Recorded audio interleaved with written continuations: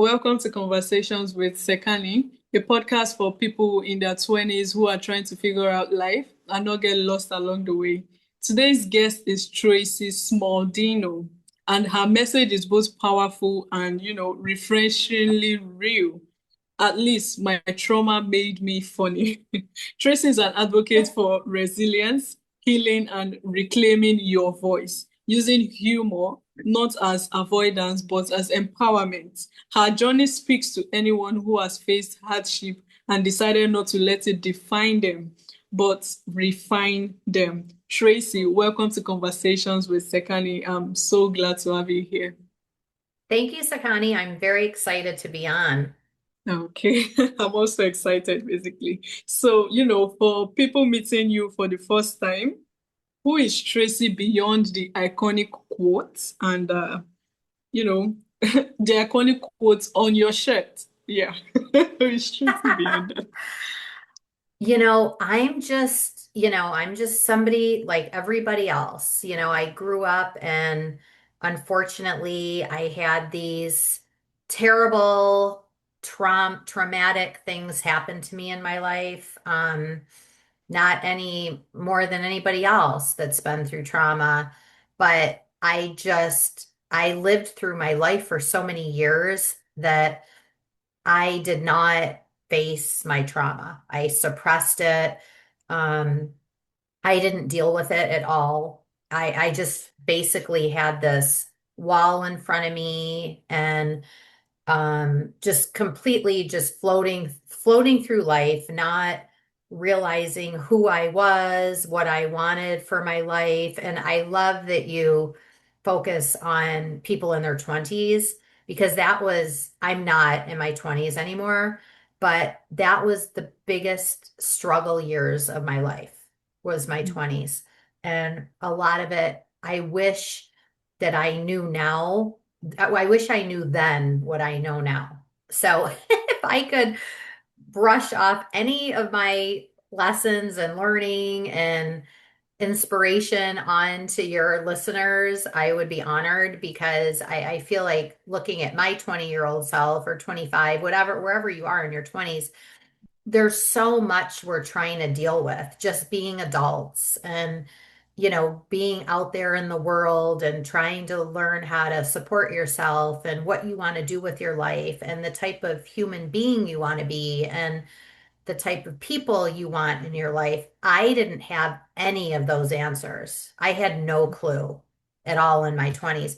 I didn't start dealing with my issues until a few years ago, to be honest. So I suppressed it for a long time. So I feel looking back into my 20s, I wasted so many years in my 20s because which are it's your prime years, your youth and you're in your prime and you should be having fun and I wasted so much of that time because I had no clue who the hell I was, who I wanted to be, the type of person I wanted to be, the type of people I wanted in my life, the type of energy I wanted to put back out there into the world.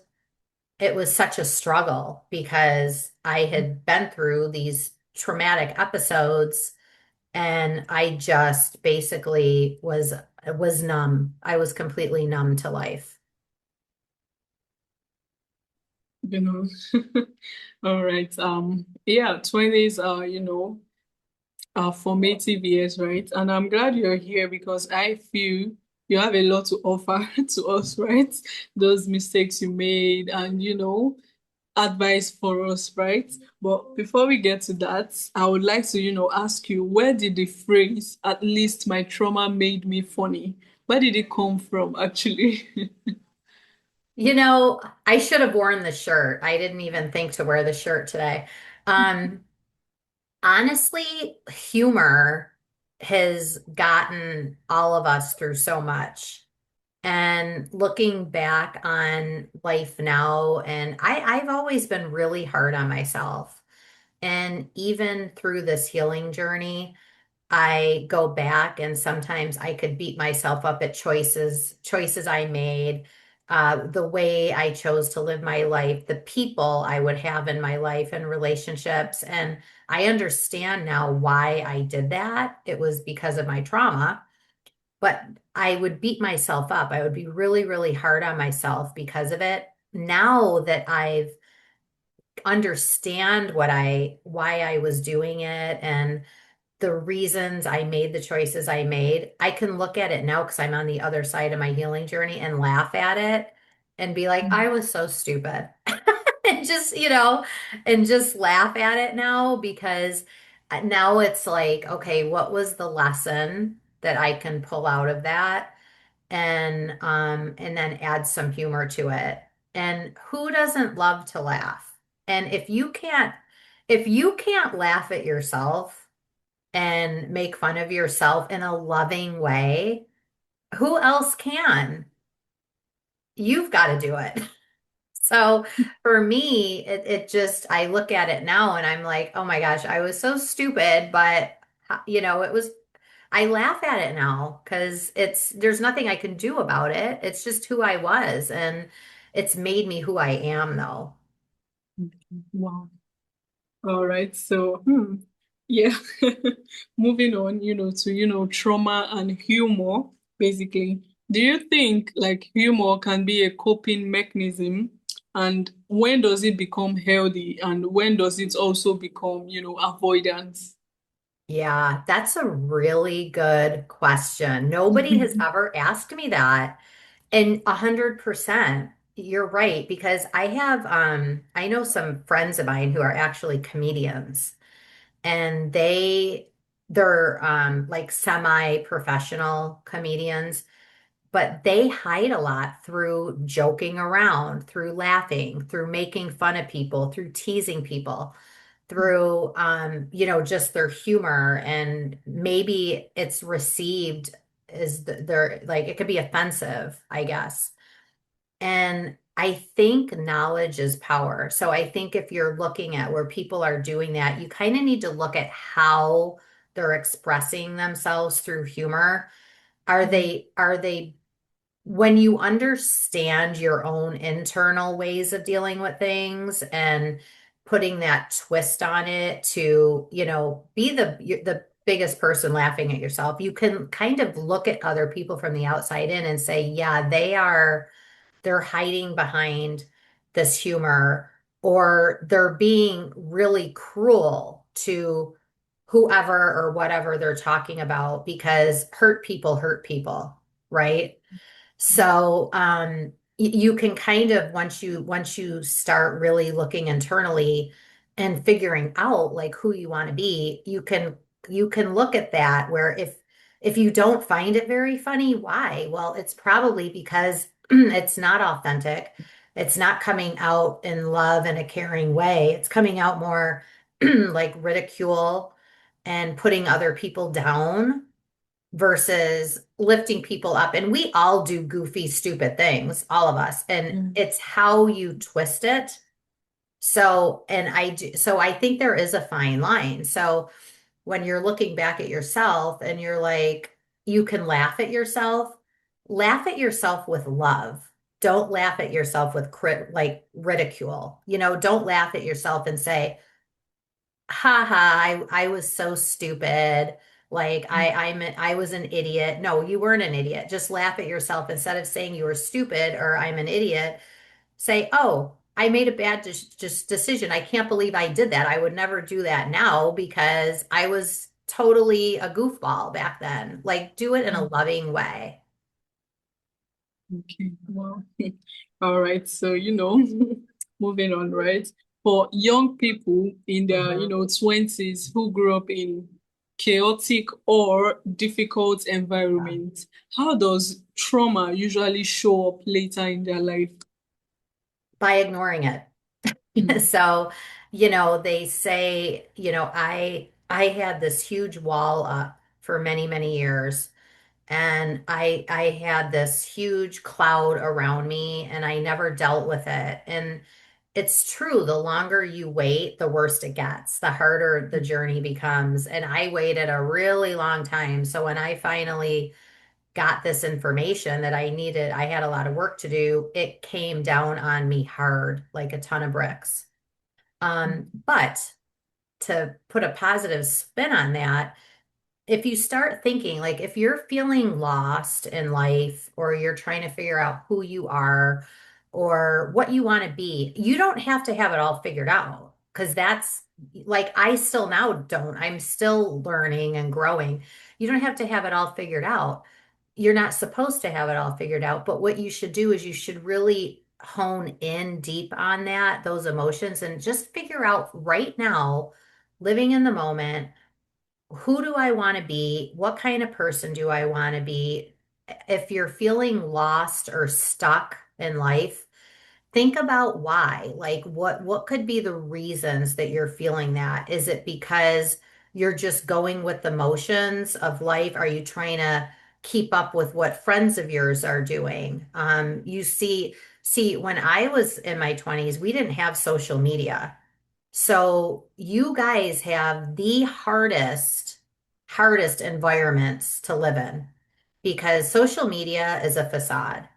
And nobody's posting when they're on the bathroom floor crying their eyes out or, when they're so sick of the life they've been living that they're vomiting and puking. Nobody's posting that on social media. They're posting these little 10-second clips of their lives and how wonderful they are, but they're not posting the hard things. And I'm so happy that I didn't have that when I was in my 20s, because it would have made it so much harder. So I think your generation has it so difficult. And I think if you can really focus in, and I know a lot of social media, you even if you try to narrow it down to just the positive things, just the positive people you want to follow, it still has a way of sneaking in negative stuff for you to see.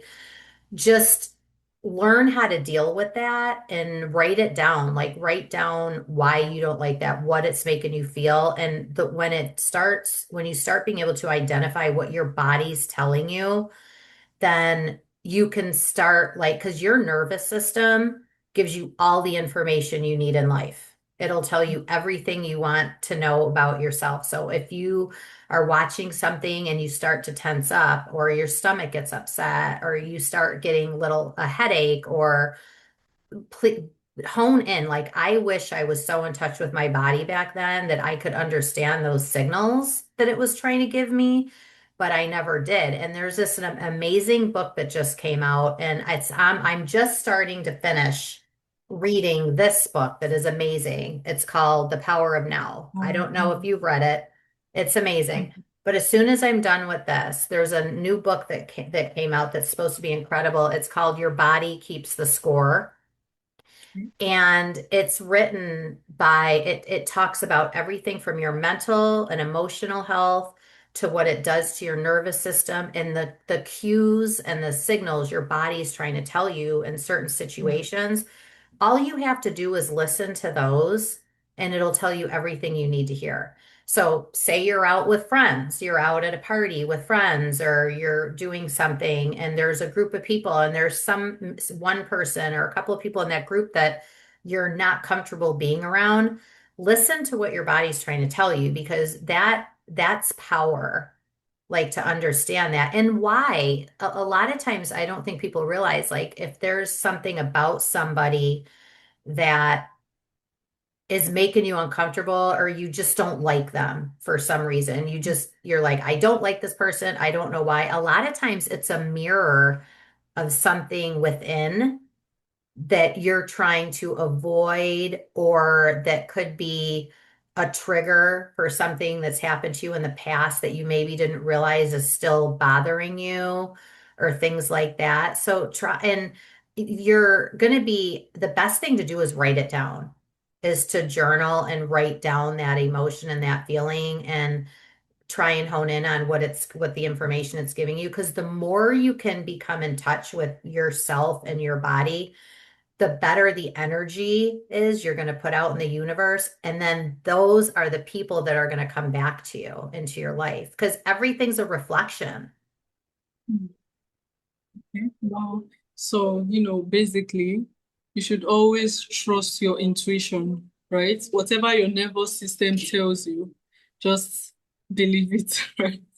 Okay. Believe it, but not only that, not don't 100% believe it, but not only that, just figure out why. Like try and go a little bit deeper with it and figure out what it is because I think that, we're very easy to be, we come across people that gives us bad vibes or bad energy or something, but you need to figure out why that is because sometimes it could just be that they could maybe not be a good person. It could just be that simple, but sometimes, then this is the hard part.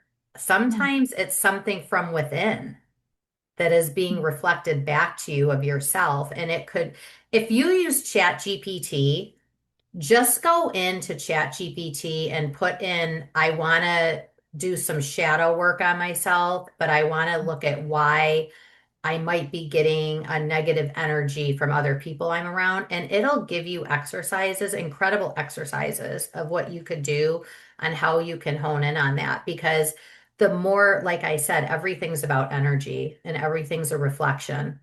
So if you want to if you know everything, if you have everything figured out in life and you're in your 20s and then you're ahead of everybody else. But Mm, that's wonderful. But if you're not, really take that time for yourself because this is the time now to do that because you're going to be, in your 20s, you're starting to meet your partners and maybe thinking about starting families if you haven't already done that. And you don't want to bring that into your family that you're mm, creating for yourself. You want to bring in this amazing version of yourself to this amazing family you're going to have for yourself, or to even just your partners, your romantic partners and your friendships and your work relationships. So it'll benefit you in all areas. right. Thank you so much. This has been really, really insightful, I must say. And yeah, I'll move to actually ask you, right, what advice would you have given to your 20-year-old self? It's funny because I never thought about that until I started my healing journey. And now I look back and I would say first of all, I would say you're a badass. Look what Mm, you've done in your life. You're an amazing human being. You're here for a reason. Look what you've overcome and keep focused on what you want and the life you want because the little tiny steps that you make toward that it's just going to come back on you with great, great, great gifts that you're going to have. But instead, I never had anybody back then to tell me these things.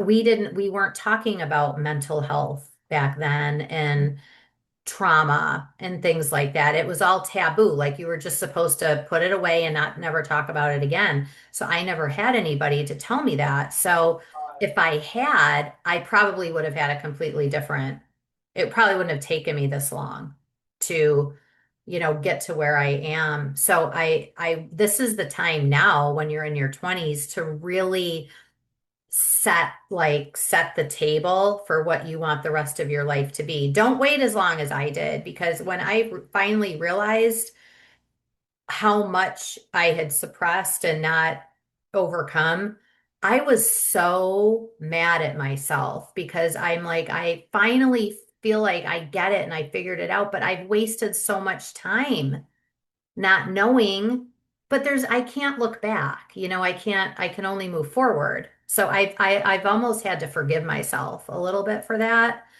Um, and again, in your 20s is such a hard decade for you, but your life can change in a day.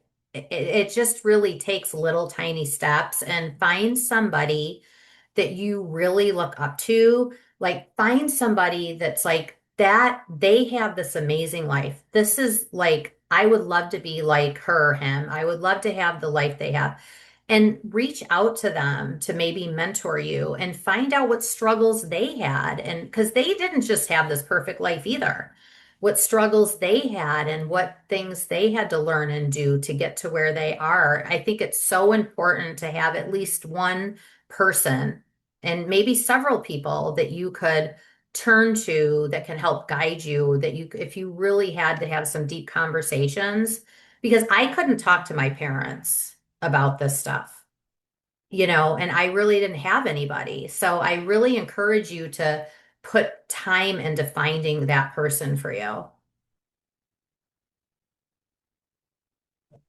Wow. So yeah, thank you so much, Tracy. I really do appreciate this. And yeah, I'm actually moved to ask you, what would you define success? I think success, to be honest, it has nothing to do with how much money you make, what you do for a living, where you live, what type of a place you live in, if you drive a car, what that it does, it has nothing to do with any of that. It all has to do with peace internally and being completely 100% your authentic self and being in peace. Now, I'm not saying don't have those goals. Like if you want to drive a Ferrari one day, that's one of your goals, go for it. If you want to live in a beautiful house on the beach someday, set those as goals for yourself. There's nothing wrong with that, but you have to have it internally first. That's a very, a pretty interesting description, or should I say take on success rather. But I'd like to, ask one last question, Of although I have a course. whole lot of questions to No, ask of you. course. It's just I have limited time, right? Okay. So, Yes. but I wish we can do this some other time, if you don't mind. Of course. Of course. I would Okay. love Wow. it. So yeah, is it possible, to be grateful for trauma? Yes, 100%. So I look back now and I am thankful for what has happened because I never knew what my purpose was. And I always did wonder, like, what would my life be if those things hadn't happened to me when I was 11 years old and 15 years old and all that. I always wonder that. But on the other hand, I'm where I am now because of it. I started the podcast, Trauma Rock Stars, because I want to create a platform for people that are dealing with life's difficult things to be together as a community and help each other and learn from each other what's worked, what hasn't worked. And the reason why I call it Trauma Rock Stars, A, is because I used to work in the music industry for many, many years. So that's where the name Trauma Rock Stars comes. But if you're doing anything, to just try and better yourself and make yourself the best human being you can, you are a trauma rock star. It's that simple. So if you're just doing the little steps, even listening to this conversation and, maybe you get a little something from it, that makes you a trauma rock star. So that's why I started the podcast. Wow. So that's like my purpose. Thank I you. feel that's my purpose. All right. Well, so yeah, thank you so much, Tracy. This has been amazing, Thank literally. you. And I am definitely going to do this another time, right? So, where can people, get to know more about you and what you do? Yeah, so I am all over socials, Facebook, Instagram, TikTok, and YouTube, and all other platforms you watch your podcasts or listen to them. It's all under Trauma Rockstars. And you can email me at podcast@traumarockstars.com. I will message you back. It won't be AI or anybody else messaging you back. I have a lot of people that reach out to me. But listen to some of the episodes because the video versions are all on YouTube. Audio is on all other platforms. But listen to some of these stories these people have. Every single one of them have been such an inspiration to me. And it's so therapeutic listening to other people and their journeys and what they've gone through and how they've gotten past it. And these stories are amazing. They're just these beautiful lives. And honestly, like that right there is therapeutic within itself. And if you know anybody that may benefit, share it with them because this is why we do this. We want to communicate and form these connections and and I love doing it. And I'm actually going to have a book come out this year. So I'm writing a book and working on a at your own pace workshop. So there's a lot of fun things coming. All right. So yeah. Okay. So Tracy, this conversation, it has been honest, right? Powerful and necessary, especially for the younger generations, because I Yes. feel personally that I have learned a lot from this, and I really hope my listeners could learn from it also. So yeah, thank you so much for this. I really do appreciate it.